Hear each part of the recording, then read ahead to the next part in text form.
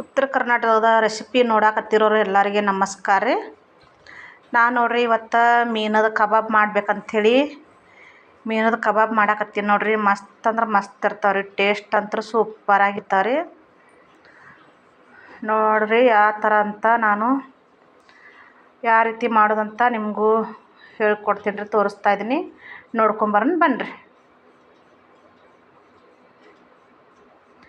ನೋಡ್ರಿ ನಾನು ಇಲ್ಲಿ 1 kg ಮೀನಾ ತೊಗೊಂಡಿದ್ದೀನಿ ರೀ. ಮೀನಾ ಕ್ಲೀನಾಗೆ ತೊಳೆದು ಎಲ್ಲ ನೀರು ತೆಗೆದು ಇಟ್ಟಿದ್ದೀನಿ ರೀ.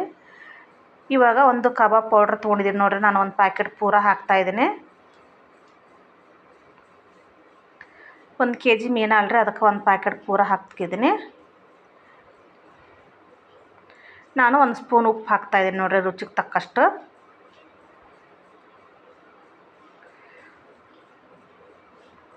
ನೋಡ್ರಿ ಖಾರನೂ ಹಾಕ್ತಾಯಿದ್ದೀನಿ, 1-2 ಸ್ಪೂನ್ ಖಾರ ಹಾಕ್ತೀನಿ ರೀ. ಖಾರ ಉಪ್ಪು ನೀವು ನೋಡ್ಕೊಂಡು ಹಾಕ್ರಿ ರುಚಿಗೆ ತಕ್ಕಷ್ಟು. ಒಂದು ಮೊಟ್ಟೆನೂ ತೊಗೊಂಡಿದ್ದೀನಿ ರೀ ನಾನು, ಅದನ್ನು ಮೊಟ್ಟೆ ಒಡೆದು ಹಾಕ್ತಾಯಿದ್ದೀನಿ.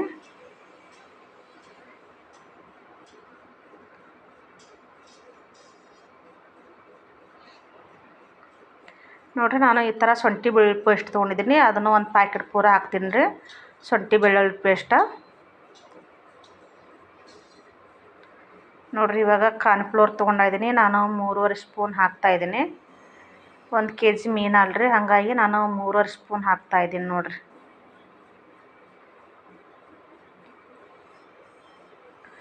ಇಷ್ಟನ್ನು ಹಾಕಿ ಒಂದು ನಿಂಬೆಹಣ್ಣು ಕಟ್ ಮಾಡಿ ನೋಡ್ರಿ ಒಂದು ಹೋಳು ತೊಗೊಂಡಿದ್ದೀನಿ. ಅದನ್ನು ಹಾಗೆ ಕೈಯೆಲ್ಲ ಬೀಜ ತೆಗೆದು ನೋಡ್ರಿ, ಬೀಜ ಎಲ್ಲ ಕೈಯಲ್ಲೇ ತೆಗೆದು ಹಾಕಿ ಕಲಿಸ್ತಾ ಇದ್ದೀನಿ ನೋಡ್ರಿ. ಇವಾಗ ನೋಡಿರಲ್ರಿ, ಇದೇ ಥರನ ನಾನು ಬೀಜ ಕಡಿಯಾಕೆ ತೆಗೆದಿದ್ದೀನಿ. ಇವಾಗ ಎಲ್ಲ ಚೆನ್ನಾಗಿ ಮಿಕ್ಸ್ ಮಾಡ್ತಾಯಿದ್ದೀನಿ ನೋಡ್ರಿ. ನೀರದು ಏನೂ ಹಾಕಂಗಿಲ್ಲ ರೀ. ನೋಡಿರಲ್ರಿ, ಈ ಥರ ನೀರದು ಏನೂ ಹಾಕಿಲ್ಲ, ಈ ಥರ ಮಿಕ್ಸ್ ಮಾಡಿದ್ದೇನೆ ರೀ ನಾನು.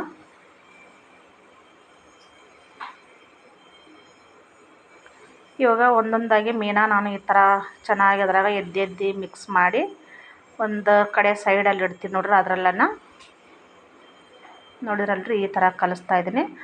ಎಲ್ಲನೂ ಮಸಾಲ ಹಚ್ಚಿ ಅಷ್ಟು ಮೀನಾನು ಇದೇ ಥರ ನಾನು ಮಿಕ್ಸ್ ಮಾಡ್ತೀನಿ ನೋಡ್ರಿ.